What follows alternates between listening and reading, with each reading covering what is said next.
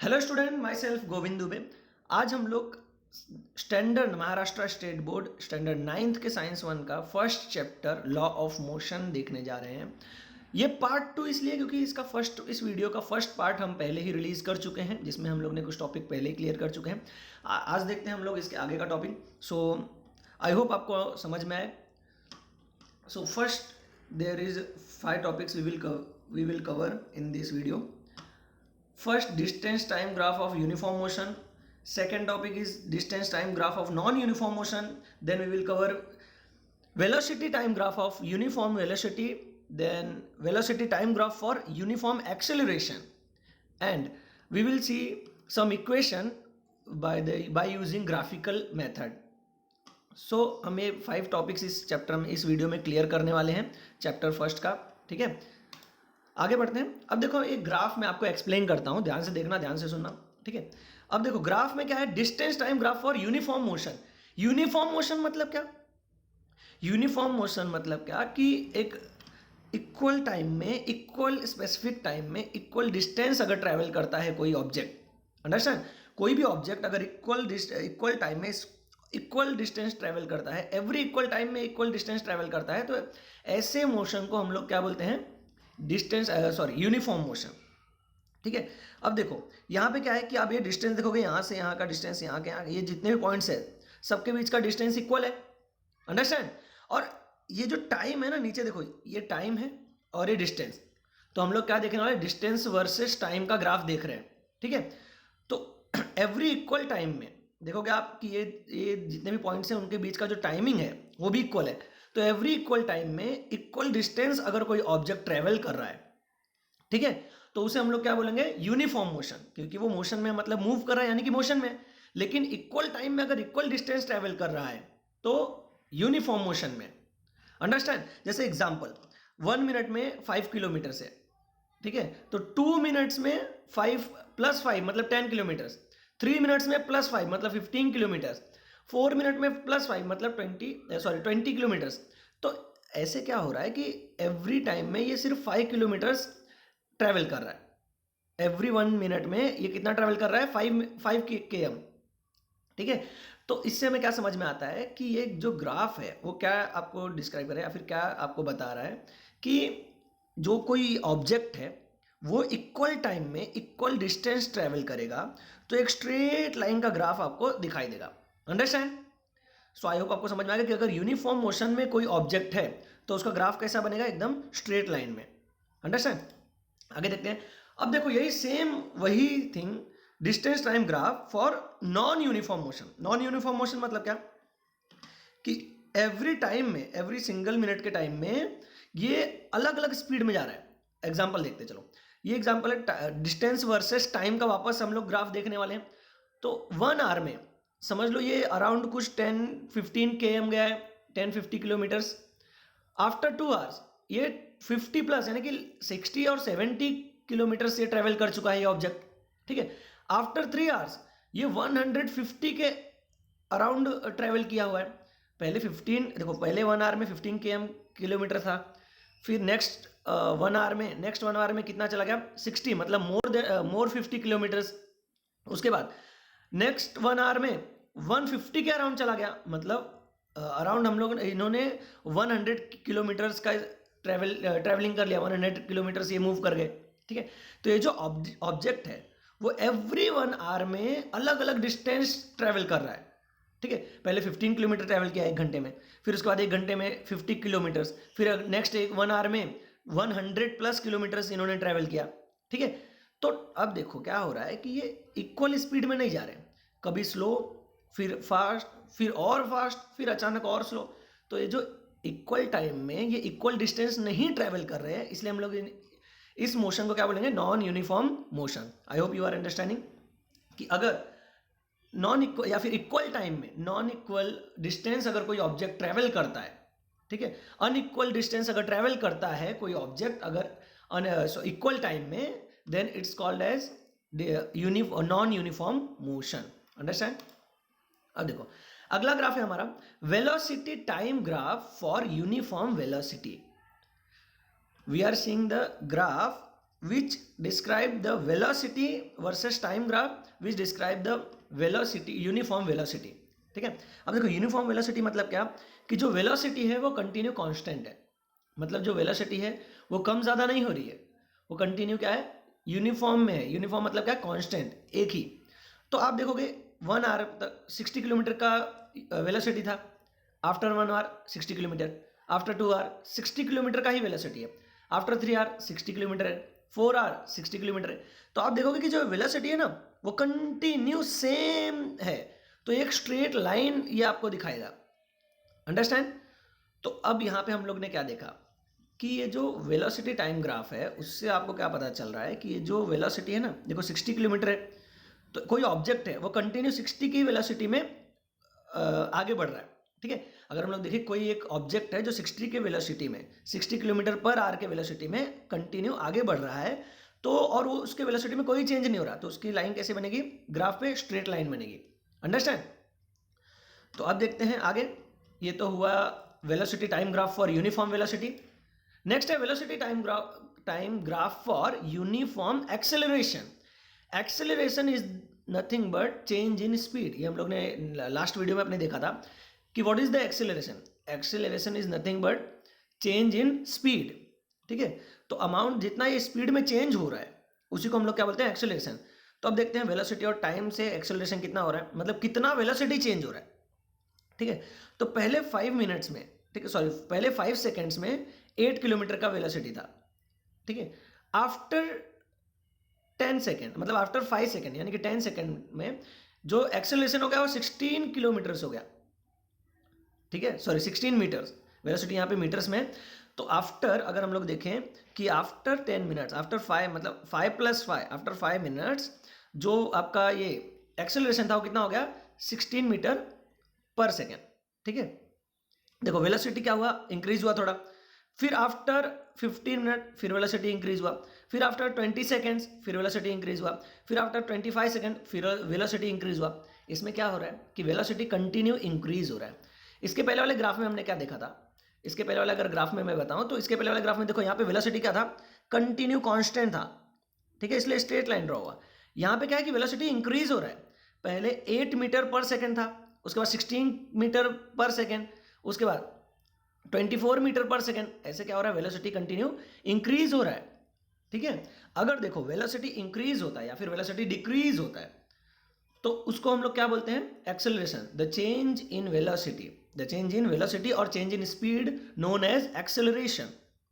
ठीक है, तो यहाँ पे आपको लिख रहा है ना कि स्पीड क्या है या जो वेलोसिटी हो क्या कंटिन्यू एक ही नहीं है, कंटिन्यू वेलोसिटी क्या हो रही है, चेंज हो रही है। वापस एकदम सिंपल अगर वे में बताऊं, फर्स्ट 5 सेकंड के बाद हमने ऑब्जर्व किया तो हमने क्या देखा कि जो हमारा ऑब्जेक्ट है वो 8 मीटर पर सेकंड की स्पीड से पर सेकंड की वेलोसिटी से आगे बढ़ रहा है। आफ्टर 10 सेकंड हमने नोटिस किया कि जो हमारा ऑब्जेक्ट है ना वो 16 मीटर पर सेकंड के स्पीड से वेलोसिटी से आगे बढ़ रहा है। फिर उसके बाद हर एवरी 5 सेकंड के बाद हम लोग अगर नोटिस कर रहे हैं तो क्या देख रहे हैं कि कुछ टाइम बाद 24 मीटर पर सेकंड के वेलोसिटी से आगे बढ़ रहा है, फिर 32 मीटर पर सेकंड के वेलोसिटी से आगे बढ़ रहा है ऑब्जेक्ट। तो ये क्या देख रहे हैं कि कंटिन्यू वेलोसिटी उसकी बढ़ती जा रही है ना, कंटिन्यू उसकी स्पीड और वेलोसिटी दोनों बढ़ रही है। ठीक है, तो स्पीड में अगर वेलोसिटी में चेंजेस आ रहे हैं तो उसको हम लोग क्या बोलेंगे, एक्सेलरेशन। तो ये ग्राफ हमें क्या शो करता है कि कंटिन्यू जो वेलोसिटी है उसमें क्या हो रहा है, चेंजेस आ रहे हैं। इसका मतलब कंटिन्यू क्या हो रहा है, जो भी ऑब्जेक्ट है वो एक्सेलरेट हो रहा है। अंडरस्टैंड। तो कंटिन्यू हमारा ऑब्जेक्ट यहाँ पे क्या हो रहा है, एक्सेलरेट, मतलब स्पीड में चेंज शो कर रहा है। वो भी अब देखो यहाँ पे जो ग्राफ है वो कंटिन्यू ग्रोथ की तरफ है, मतलब जो हमारा एक्सेलरेशन है वो पॉजिटिव एक्सेलरेशन है, कंटिन्यू ग्रो हो रहा है। अगर यही नीचे की तरफ आता तो हमारा एक्सेलरेशन कैसा होता है, नेगेटिव, मतलब वेलोसिटी क्या हो रही है, कम हो रही है। Understand, I hope you are understanding. Next है equation of motion using graphical method. हम लोग क्या करने वाले हैं आगे कि हम लोग ग्राफिकल मेथड से ये देखने वाले हैं कि कैसे इक्वेशन हम लोग बना सकते हैं। ठीक है, देखो अब न्यूटन ने स्टडी करके ऑब्जेक्ट के मोशन को स्टडी करके हमें कुछ इक्वेशंस हमें बताए हुए हैं।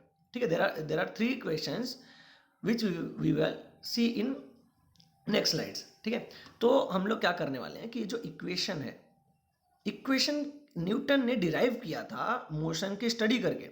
ठीक है, मोशन के बारे में, मोशन के रिलेटेड स्टडी करके न्यूटन ने कुछ हमें इक्वेशन डिराइव करके बताया। ठीक है, और ये इक्वेशन किसके बारे में है? Displacement, velocity, acceleration and time. This equation shows the displacement, relation between displacement, velocity, acceleration and time. ये जितने तीनों जो इक्वेशंस हैं वो किसके बिटवीन रिलेशन हमें दिखाते हैं? डिस्प्लेसमेंट के। अभी देखो इसमें डिस्प्लेसमेंट एस डिनोट करता है displacement, velocity V and U velocity denote करते हैं, V final velocity, U initial velocity, acceleration acceleration is denoted by A and time is denoted by T. So हम लोग इन तीनों इक्वेशन में ये displacement, velocity, acceleration and time का relation देखने वाले। ठीक है, तो फर्स्ट इक्वेशन है v equal to you plus A T. Understand, ये इक्वेशन, ये तीनों इक्वेशन बहुत इंपॉर्टेंट है, इसलिए आप हमेशा इसको याद रखना कि first equation v equal to you plus A t, and ये इक्वेशन हमें रिलेशन किसके बीच रिलेशन दिखाता है? Velocity and time, velocity and time के बीच में रिलेशन दिखाता है। ठीक है, second s is equal to u t plus half a t square, ये हमें डिस्प्लेसमेंट एंड टाइम के बिटवीन में रिलेशन दिखाता है, डिस्प्लेसमेंट एंड टाइम। अंडरस्टैंड, उसके बाद हमारा लास्ट इक्वेशन है we square is equal to u square plus 2as, ये हमें रिलेशन किसके बिटवीन दिखाता है? Displacement and velocity. ये हमें वेलोसिटी हमारे पास और डिस्प्लेसमेंट, इन दोनों के बीच जो रिलेशन है वो हमें डिस्क्राइब किससे हम लोग कर सकते हैं? ये इक्वेशन से, v square is equal to u square plus 2as। ठीक है, सो हम क्या करने वाले हैं? इसको ग्राफिकल मेथड से सॉल्व करके डिराइव करने वाले हैं कि देखते हैं न्यूटन ने कैसे डिराइव किया था। ये रहा हमारा ग्राफ। अगर आप देखोगे, सबसे पहला हम लोग इक्वेशन सॉल्व करने वाले हैं जो रिलेशन हमें किसके बिटवीन रिलेशन दिखाएगा? वेलोसिटी एंड टाइम के बिटवीन रिलेशन दिखाएगा। ठीक है, तो हम ये ग्राफ से सॉल्व करने वाले हैं कि न्यूटन का जो फर्स्ट इक्वेशन है वो कैसे सॉल्व हो सकता है। सबसे पहला आप देखो, एक ग्राफ में समझ लो क्या हुआ कि एक ऑब्जेक्ट था जो मोशन में, एक ऑब्जेक्ट ऑलरेडी मोशन में, इसलिए हम लोग यहाँ से जीरो से नहीं ले रहे, एक सर्टन टाइम ऑफ, मतलब एक सर्टन टाइम के बाद, एक सर्टन स्पीड के बाद, एक सर्टन वेलोसिटी के बाद हम लोग स्टार्ट कर रहे हैं, क्योंकि वो जीरो से नहीं, हम लोग कुछ टाइम बाद स्टार्ट कर रहे हैं। ठीक है, तो ये u है इनिशियल वेलोसिटी, u क्या है? Initial velocity. v क्या है? इसका फाइनल वेलोसिटी, ऑब्जेक्ट का फाइनल वेलोसिटी, जब यहाँ पहुंचेगा तो उसका जो वेलोसिटी वो कितना रहेगा? v। देखो, एक ऑब्जेक्ट यहाँ से मूव कर रहा है फ्रॉम d टू b, तो उसका इनिशियल वेलोसिटी कितना है? u, और जो फाइनल वेलोसिटी वो कितना है? v। अब उसको जितना ये पूरा टाइम लगा ना, इतना टाइम लगा, ये टाइम को हम लोग किससे डिनोट करते हैं? t से। ये पूरा टाइम कितना है लगने वाला है? t। अंडरस्टैंड, तो यहाँ से जब कोई भी ऑब्जेक्ट मूव कर रहा है यहाँ तक, तो इतना एरिया वो कवर कर रहा है। ठीक है, हमने ये स्ट्रेट पे एक, यहाँ पे एक, इसके एकदम स्ट्रेट पे सेम लाइन ड्रॉ की हुई है। ठीक है, तो देखते हैं सबसे पहला जो हमारा इनिशियल वेलोसिटी है वो क्या है? u है, u यानी कि od। जो हमारा फाइनल वेलोसिटी है वो क्या है? v है, यानी कि o से लेकर, सॉरी, हमारा जो फाइनल वेलोसिटी वो कहाँ से कहाँ तक है? o से लेकर v तक, यहाँ से स्टार्ट होकर यहाँ तक जो वेलोसिटी है उसको हम लोग क्या बोलेंगे? Final velocity. और यहाँ से यहाँ तक की वेलोसिटी, जो यहाँ तक स्पीड उन्होंने, वेलोसिटी उन्होंने ग्रोथ की थी, उसको हम लोग क्या बोलेंगे? u। अंडरस्टैंड, पूरे डिस्टेंस ट्रैवल करने में जितना टाइम लगा उसको हम लोग किससे डिनोट करते हैं? t। मान लो अज्यूम कि यहाँ से यहाँ तक डिस्टेंस ट्रैवल करने में, यहाँ से यहाँ तक डिस्टेंस ट्रैवल करने में t टाइम लगा हमें। ठीक है, तो t इक्वल टू क्या है? OE। देखो यहाँ से यहाँ तक ग्रोथ किया, अगर स्ट्रेट लाइन में हम लोग देखें तो OE is denoted bye t, यानी कि टाइम। अंडरस्टैंड, सबसे पहले हमारे पास फॉर्मूला क्या है?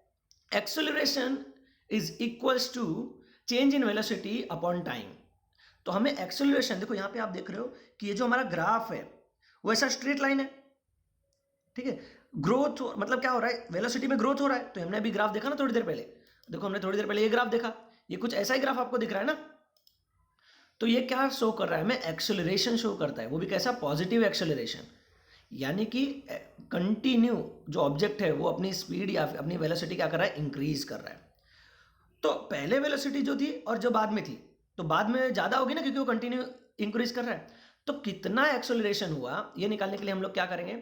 Final velocity, change in velocity means final velocity minus initial velocity upon due to respect to time, due respect to time हम लोग ये देखने वाले कि कितना वेलोसिटी चेंज हुआ। अंडरस्टैंड, अब चलो initial final velocity, final velocity मतलब ये पूरा v, तो v को हम लोग किससे, अगर इस ग्राफ में हम लोग वैल्यू देखें तो ये पूरा v है यहाँ तक, इसको हम लोग किससे, कौन से वर्ड से, ओ सी, ये पूरा लेंथ क्या है, ओ सी है, तो ओ C minus initial velocity u, यहाँ से यहाँ तक का, इस पूरे ये जो यहाँ से यहाँ तक का जो डिस्टेंस है ये हम लोग किससे डिनोट करते हैं, u से, तो ओ डी, अंडरस्टैंड। अब देखो ओ सी माइनस ओ डी हमें करना है, और हमें अपॉन क्या है, टाइम, ठीक है, तो टाइम के लिए ओ ई लिख सकते हैं, लेकिन अभी हम लोग नहीं लिखने वाले। उसके बाद यहाँ पे एक चीज देखो, अगर आप ये पूरे ओ सी में से अगर इतना ओ डी निकाल देते हो तो हमारे पास क्या बचता है, सी डी। ये पूरे लेंथ में से अगर हम इतना माइनस कर दें तो हमारे पास ये यहाँ से लेकर यहाँ तक का लेंथ बचेगा, इसको हम लोग क्या बोलते हैं, सी डी, ठीक है। तो C D is equal to, यहाँ पे समझ लो सी डी है, ये पूरा क्या हो गया, सी डी हो गया। अब देखो ये जो टी है ना, ये टाइम, ये टी अगर एक्सेलरेशन ए के साइड में आएगा तो ए से क्या हो जाएगा, मल्टीप्लाई, अगर यहाँ डिवाइड किया है तो यहाँ पे क्या करेगा, मल्टीप्लाई। तो टी ने जब ए के साथ मल्टीप्लाई किया तो क्या बन गया, ए टी, ठीक है। अब देखो यहाँ पे ए टी कैसे, वो आपको समझ में आया कि टी टाइम ने ए के साथ इधर जाके मल्टीप्लाई कर दिया तो हमें क्या मिला, ए टी। ओ सी में से ओ डी चला गया तो यहाँ से यहाँ तक का लेंथ हमें बचा जिसका नाम क्या है, सी डी। तो ये पूरे इक्वेशन से हमें क्या पता चला, O C minus O D is equal to C D is equals to A D, A T, sorry, understand. इसके आगे देखते हैं।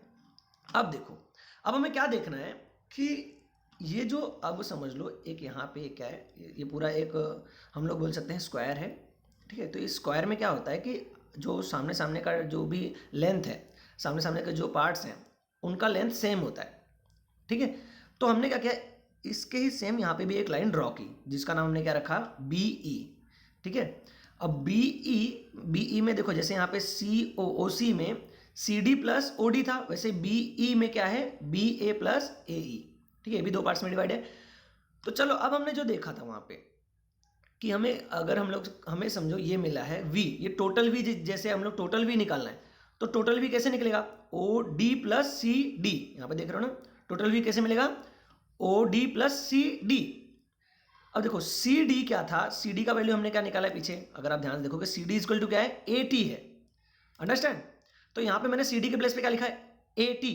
अब नेक्स्ट क्या है, ओ डी है, ओ डी का वैल्यू क्या है, u, याद रखो ओ डी का वैल्यू क्या है, u, तो यहाँ पे क्या हो गया, u। तो हमारा देखो ये आपको कुछ फर्स्ट इक्वेशन नहीं निकल गया, आप ध्यान से देखो कि हमारा फर्स्ट इक्वेशन क्या था, v is equal to you plus A t, यही हमारा है फर्स्ट इक्वेशन, ठीक है। तो अब देखो हमने क्या किया, पहले सी डी का, हमें ओ डी का वैल्यू मालूम था u, देखो लास्ट टाइम मैं एक्सप्लेन कर रहा हूं, ओ डी का वैल्यू हमें क्या मालूम था, u, हमें ओ सी का वैल्यू मालूम था v, लेकिन हमें सी डी का वैल्यू नहीं मालूम था, तो हमने इक्वेशन के फॉर्म में सी डी का वैल्यू निकाला, अंडरस्टैंड। तो इक्वेशन, हमें जब इक्वेशन सॉल्व किया हमने और सी डी का वैल्यू हमें आया, तो सी डी का वैल्यू क्या आया, ए टी आया। तो अगर हम लोग टोटल v का वैल्यू निकालेंगे तो कैसे आएगा, ए टी प्लस यू, तभी जाके टोटल v का वैल्यू आ जाएगा। अब बोलोगे सर कि यहाँ पे सी डी और ओ डी को ए बी और ए ई से क्यों कंपेयर किया जब इसका बाद में कोई यूज नहीं है। बेटा हम लोग ये लेंथ का बात ही नहीं कर रहे, ऑब्जेक्ट यहाँ से ट्रेवल करके यहाँ चला गया है तो हमें एक्चुअली ये लेंथ चाहिए, अंडरस्टैंड। लेकिन हम लोग ये लेंथ का वैल्यू सीधा जानते हैं और यही एग्जैक्ट सेम इसका भी होगा, ठीक है। रेक्टेंगल का तो ये क्या होगा, रेक्टेंगल का सेम वैल्यू ये इसका भी होगा, ठीक है। तो इसलिए हमने कंपेयर करके ये बताया कि ये जितना वैल्यू है ना उतना ही इसका भी है, जितना ये सॉरी ओ सी का वैल्यू है उतना ही बी ई का भी वैल्यू है, ठीक है। तो इसकी वैल्यू जो आई है वही इसकी भी वैल्यू की, उसी इक्वेशन से हमने सॉल्व किया कि v यहाँ से यहाँ तक का जो वैल्यू है वो v है। अगर v निकालना है तो हमें क्या निकालना पड़ेगा, ए टी प्लस यू। समझ में आया, आई होप आपको समझ में आ रहा होगा। और इसके बारे में ज़्यादा रिलेटेड, इससे रिलेटेड जो भी डाउट्स हो आप हमारे व्हाट्सअप लेक्चर जो होते हैं रोज डेली उस पर पूछ सकते हो। देखो 50% यहाँ पे अगर आपका क्लियर हो गया तो बस उतना काफ़ी है, क्योंकि हम लोग वीडियो में 100% नहीं कर सकते। तो अगर 50% भी आपका क्लियर हुआ है तो 50% हम आगे लेक्चर में, नेक्स्ट लेक्चर में कवर कर लेंगे। हमारा जो व्हाट्सएप पे लेक्चर होता है, डाउट लेक्चर होता है, हम लोग उसमें कवर कर लेंगे, अंडरस्टैंड। चलो आगे बढ़ते हैं। नेक्स्ट इक्वेशन हमारा ग्राफ सेम है, ठीक है, ध्यान दो ग्राफ हमारा सेम है। हम लोग बस क्या करने वाले हैं इस बार, थोड़ा तरीका नया यूज करने वाले हैं। हमें क्या इस बार देखना है मालूम है, ये पूरा यू से लेकर डी से, सॉरी पॉइंट डी से लेकर पॉइंट बी तक जितना एरिया कवर किया ना, ये पूरा एरिया हमें निकालना है। अब ध्यान से देखो, अगर आप देखोगे ये एक क्वाड्रेंगल है, ठीक है, एक क्वाड्रेंगल है, मतलब ना ही रेक्टेंगल है ना ही स्क्वायर है, एक क्वाड्रेंगल है, ठीक है, इरेगुलर शेप बोल सकते हो, ठीक है। तो सॉरी, इरेगुलर शेप नहीं, एक क्वाड्रेंगल है। तो इस क्वाड्रेंगल का अगर हमें एरिया निकालना है तो यहाँ पे आप एक चीज़ नोटिस करोगे कि देखो यहाँ पे एक रेक्टेंगल है, ठीक है, और एक क्या है, ट्रायंगल है। तो अगर ये दोनों का अलग अलग वैल्यू निकाल के हम लोग ऐड कर दें तो ये टोटल का वैल्यू आ जाएगा। हमें किसका वैल्यू निकालना है एक्चुअली मालूम है, DOEB, मतलब ये पूरे एरिया का वैल्यू निकालना है। तो हमें पता चल जाएगा कितना एरिया ऑब्जेक्ट ने कवर किया, कितना एरिया दूर चला गया, ठीक है। तो अगर ये पूरे का एरिया निकाला, हम लोग क्या करेंगे, पहले ये ट्रायंगल का एरिया निकालेंगे, फिर ये रेक्टेंगल का एरिया निकालेंगे, फिर दोनों को ऐड कर देंगे, ठीक है। अब देखो ये एरिया निकालने के लिए हमारे पास एक सिंपल सा फॉर्मूला है। रेक्टेंगल का एरिया निकालने के लिए फॉर्मूला क्या है कि आपको लेंथ इंटू ब्रेथ, ठीक है, लेंथ इंटू ब्रेथ या फिर लेंथ इंटू हाइट, ठीक है। तो अगर आप दो साइड्स का मल्टीप्लाई करोगे तो इसका पूरा एरिया आ जाएगा, अंडरस्टैंड। तो हमने क्या किया है, ए ई इंटू ओ ई, देखो ए ई इंटू ओ ई, ठीक है। हम लोग ने क्या किया है, ए ई इंटू ओ ई, मतलब दो साइड्स का मल्टीप्लाई किया है। अगर ये दोनों का मल्टीप्लाई करेंगे, लेंथ इंटू ब्रेथ का मल्टीप्लाई करेंगे तो हमें क्या आ जाएगा, ये पूरे एरिया का, ये पूरे रेक्टेंगल का एरिया आ जाएगा, ठीक है। तो ये हो गया ए इंटू ओ ई। उसके बाद ट्रायंगल का एरिया का फॉर्मूला क्या है, 1/2 बेस इंटू हाइट, ठीक है। तो 1/2 बेस क्या है, ए डी, या फिर अगर आप ऐसे लोगे तो ए बी, ठीक है, इंटू हाइट ए डी। अब सुनो, ये और ये दोनों साइड्स का हमें क्या करना है, मल्टीप्लाई करना है। तो A D into A B, 1/2 A B into D A, ठीक है। तो अब देखते हैं आगे कैसे सॉल्व होता है ये क्वेश्चन। अब हमें देखो, ये आपको मिला था, ये आपने देखा था कि हमें एरिया निकालना है एस का। एस मतलब क्या है मालूम है, एस मतलब है डिस्प्लेसमेंट या फिर एरिया। एस मतलब डिस्प्लेसमेंट, कितना यहाँ से यहाँ तक कितना डिस्प्लेसमेंट किया, कितना एरिया टोटल कवर किया है, ठीक है। तो वो एरिया निकालने के लिए सबसे पहला हमने ये पूरा एरिया निकाला, तो वो हमें मिला ए इंटू ए, उसके बाद हाफ बेस इंटू हाइट, ठीक है। अब चलो इसमें से कौन कौन सी वैल्यू हमें पता है, ए ई है ना, देखो ए ई ओ डी के सेम है। तो अगर ये वैल्यू यू है तो ये भी वैल्यू क्या होगी, यू। तो ए की जगह पे हम क्या लिख सकते हैं, यू। अगला है ओ ई हमें मालूम है कि ये टाइम है, तो हम लोग इसको किससे डिनोट करते हैं, टी से, ठीक है। अब देखो ओ ई और डी ए ये दोनों टी ही है, ये दोनों इक्वल है। देखो आमने सामने का साइड है ना, तो आमने सामने का जो पूरा लेंथ है वो सेम होता है रेक्टेंगल में। तो ये अगर टी है तो ये भी क्या होगा टी, ये अगर यू है तो ये भी क्या होगा यू। तो हम लोग ए डी के प्लेस पे भी क्या यूज कर सकते हैं, टी यूज कर सकते हैं, ठीक है। तो अब चलो इस ए डी की जगह पे हम लोग क्या यूज कर सकते हैं, टी यूज कर सकते हैं। ए बी, अगर हम लोग ए बी की बात करते हैं, ठीक है, आपको याद होगा कि सी डी का वैल्यू कितना आया था, 80 आया था। सी और डी का वैल्यू फर्स्ट इक्वेशन में कितना आया था, 80। तो ए और बी इसका वैल्यू कितना होगा, 80, क्योंकि देखो अपोजिट साइड्स हैं, ठीक है। तो एक रेक्टेंगल में अपोजिट साइड का वैल्यू सेम रहता है। तो अगर ये 80 है तो ये भी क्या होगा, 80 होगा। तो जहाँ पे ए बी है वहाँ पे हम लोग क्या लिखेंगे, 80। अब देखो ध्यान से, हमने ए की जगह पे क्या लिखा, यू। ओ ई की जगह पे क्या लिखा, ओ ई की जगह पे क्या लिखा, t into sorry plus half. A B के जगह पे हमने क्या लिखा, 80, और ए डी की जगह पे क्या लिखा, टी, ठीक है। ये आपको ध्यान से एक बार और वीडियो देखोगे, अगर नहीं समझ में आ रहा, धीरे धीरे आराम से करके देखो तब आपको समझ में आएगा। तो हमें ये इक्वेशन मिला, इसको सॉल्व करते हैं। u into t equal to u t. अब उसके बाद 80 इंटू टी, तो ए टी स्क्वायर हो जाएगा। तो हमारे ये सेकेंड इक्वेशन मिल गया, s equal to u t plus half a t square. ये हमारा है सेकेंड इक्वेशन, जिसको हमने एक ग्राफ से सॉल्व किया हुआ है, अंडरस्टैंड। चलो हमारा लास्ट इक्वेशन हम लोग सॉल्व करने वाले हैं। इसमें भी हम लोग क्या करेंगे, जो हमारा क्वाड्रेंगल है, ठीक है, या फिर ट्रेपेजियम है, इस पूरे का हम लोग वन टाइम में हम लोग क्या करेंगे, एरिया निकालेंगे। पहले हम लोग ने एरिया निकाला लेकिन अलग मेथड से, दोनों का एरिया निकाल के हमने ऐड कर दिया। पर अगर हम लोग एक साथ एरिया निकालते हैं ऐसे किसी लेंथ का, ऐसे किसी साइज का, ऐसे किसी ऑब्जेक्ट का, तो हम ये जितना डिस्प्लेसमेंट है इसका पूरा एरिया एक ही साथ में निकालने के लिए हमारे पास फॉर्मूला क्या है, 1/2 sum of the length of parallel side. Parallel side means जो एक दूसरे से एकदम पैरेलल है। देखो ये लाइन और ये लाइन पैरेलल है क्या, नहीं। पैरेलल मतलब एकदम सेम डिस्टेंस में होनी चाहिए। तो ये लाइन और ये लाइन दोनों क्या है, पैरेलल है। तो हमें क्या करना है, 1/2 sum of length of parallel side, मतलब BE और OD का सम। तो यहाँ पे देखो OD plus BE into distance between the parallel side. Distance between ये जो दो पैरेलल साइड है उनका डिस्टेंस क्या है, यहाँ से ये लाइन देखो, एग्जांपल ये लाइन से लेकर ये लाइन का डिस्टेंस क्या है, स्ट्रेट लाइन। तो AD या फिर OE इनका डिस्टेंस है, ठीक है। अब इस पूरे का वैल्यू कितना है t, ठीक है। तो देखो हम लोग क्या कर सकते हैं, OE रख सकते हैं, मल्टीप्लाई क्या कर सकते हैं, OE, अंडरस्टैंड। अब चलो हम देखने वाले इसको सॉल्व करके कि सबके OD की जगह पे, OD की जगह पे क्या रखेंगे, U, ये OD हमारा U है, आपको मालूम है, ठीक है। BE, BE ये पूरा क्या है, ये पूरा देखो V है, तो ये भी पूरा क्या होगा V, इसलिए BE की जगह पे हमने क्या रखा V, इनटू दोनों के बीच का डिस्टेंस यानी कि OE, तो OE कितना है T है, ये पूरा यहाँ से यहाँ तक का वैल्यू कितना है T है, तो हम लोग ने OE की जगह पे क्या रखा T। देखते हैं आगे सॉल्व करके क्या वैल्यू आता है हमें। अब देखो हमारा, देखो पहले अगर हम लोग, आप ध्यान से देखोगे कि हमें क्या मिला हुआ है, half into u plus 80 into T, ये हमें मिला हुआ है, अंडरस्टैंड। चलो आगे बढ़ते हैं। इस इक्वेशन में हमें टी नहीं चाहिए, तो टी को हटाने के लिए क्या करते हैं, हमारा पहले का फॉर्मूला है acceleration is equal to final velocity minus initial velocity upon t, ठीक है। अब देखो टी और ए को हम लोग ने क्या किया, चेंज किया, उनका दोनों का प्लेस इंटरचेंज किया, ठीक है। जब हम लोग प्लेस इंटरचेंज करते हैं तो ये यहाँ पे गया और ये यहाँ पे आया, ठीक है। तो अब क्या हो गया, T is equal to V minus you upon A, ये टी किसके इक्वल है, V minus you upon A, मतलब आप ये वैल्यू के जगह पे V minus you upon A लिख सकते हो कि नहीं। तो हमारा देखो क्या हो जाएगा, s equal to half into u plus v into t की जगह पे हम लोग जो वैल्यू चेंज किए हैं वो रखेंगे, ठीक है। अब देखो s equal to 1/2 into u plus v into t का जो वैल्यू है वो रखेंगे v minus you upon a. अब अगर हम लोग इसको सॉल्व करते हैं तो अब देखो मल्टीप्लाई है ना, तो जितना अपर साइड है वो एक साथ मल्टीप्लाई होगा, जितना लोअर साइड है वो एक साथ मल्टीप्लाई होगा। तो upper side 1 into u plus v into v minus u, तो 1 का मल्टीप्लाई किसी में भी करते हो वही आंसर आता है सेम। तो वी प्लस यू या फिर यू प्लस वी और वी माइनस यू, नीचे क्या होगा 2 इंटू ए यानी कि 2a, ठीक है। चलो अब देखो ये जो 2 है 2a है, यहाँ पे क्या कर रहा है, ये इस साइड पे 2a क्या कर रहा है, डिवाइड कर रहा है, तो इसको हम लोग अगर इक्वल टू के दूसरे साइड पे लेके जाएंगे तो क्या करेगा, मल्टीप्लाई करेगा।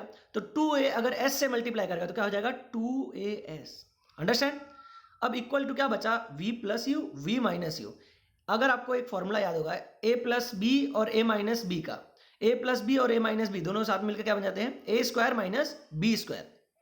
तो यहाँ पे a की जगह क्या है v और b की जगह क्या है u, तो इसलिए v प्लस यू और v माइनस यू अगर साथ में मल्टीप्लाई कर रहे हैं तो ये हमें रिजल्ट क्या देंगे, v square minus you square. तो हमारे पास फॉर्मूला क्या, अब देखो इसमें जो अगर हम लोग बात करें, अगर मैं ये यू स्क्वायर माइनस है, अगर मैं इसको दूसरे साइड लेके जाता हूँ जहाँ 2as है, ठीक है, तो क्या होगा, ये minus you square plus you square बन जाएगा। तो अब देखो ये इस साइड क्या बचेगा, अकेला v square is equal to u square plus 2as, ये हमारा थर्ड इक्वेशन है न्यूटन का। आपको समझ में आया होगा तो अच्छी बात है, आप इस वीडियो को रिपीट करके या फिर इतना पार्ट रिपीट करके देख सकते हो जो नहीं समझ में आया, ठीक है। और हर बार हमने यही ग्राफ का यूज़ किया है, अंडरस्टैंड। तो अगर आपको समझ में आया तो अच्छी बात है, और अगर आपको नहीं समझ में आया तो वापस ये वीडियो देखो, और हमारा जो व्हाट्सअप का लेक्चर रोज कंडक्ट किया जाता है उस पर आप अपने डाउट्स पूछ सकते हो, ठीक है। आज के लिए इस वीडियो में इतना ही। मैं अपने स्कूल की तरफ से कुछ इस कोरोना टाइम पे इस सिचुएशन में सबके, हमारे स्कूल के जो भी पेरेंट्स हैं उन सबके हेल्प के लिए, और जो ऐसे पेरेंट्स हैं जो ऐसे बच्चे हैं जो नहीं पढ़ पा रहे, एजुकेशन उनका मतलब नहीं हो पा रहा है सही से, मोस्टली 8 to 10th के स्टूडेंट का, तो हमारा स्कूल ज्वाइन कर सकते हैं विदाउट एडमिशन फीस। आप डायरेक्ट फॉर्म भर के आप अपना क्लास अटेंड करना उसी डे से चालू कर सकते हो। हम यूट्यूब पे डेली क्लास लेते हैं, हम यूट्यूब पे क्लास लेते हैं और डेली व्हाट्सएप पे क्लास कंडक्ट किया जाता है for doubt lectures, for instruction, for और भी कुछ इंपॉर्टेंट नोट्स देने हो, ठीक है। और पूरा जो क्लियरिफिकेशन जो एक्सप्लेनेशन है हम व्हाट्सएप पे वापस देते हैं, व्हाट्सएप पे ऑडियो रिकॉर्ड करके PDF में PPT पे, तो सारे डाउट्स आपके क्लियर किए जाते हैं। डेली के डेली लेक्चर्स होते हैं। अगर कोई 10th का स्टूडेंट है जिनकी स्टडी में आपको लगता है कि आपके स्कूल आपको प्रॉपर तरीके से नहीं स्टडी प्रोवाइड कर पा रहा, तो आप हमें कांटेक्ट कर सकते हैं, ठीक है। Thank you for this. I hope आपको ये वीडियो समझ में आया हो। आप अपने कमेंट, अगर आपको वीडियो समझ में आया हो तो आप प्लीज़ लाइक करिए, अगर आपको वीडियो नहीं समझ में आया हो तो आप डिसलाइक कर सकते हैं, आपके ऊपर है, understand. Thank you so much. So मिलते हैं हमारे नेक्स्ट वीडियो में।